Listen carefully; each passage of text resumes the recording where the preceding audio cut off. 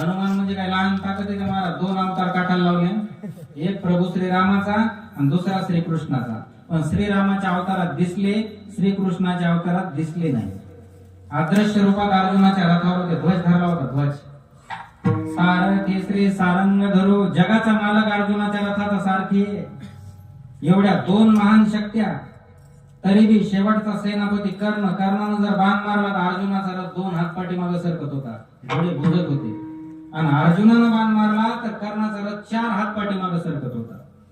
पण तरी कृष्ण बसल्या बसल्या म्हणायचे, वाह कर्णा वाह. एकदा झालं, 2दा झालं.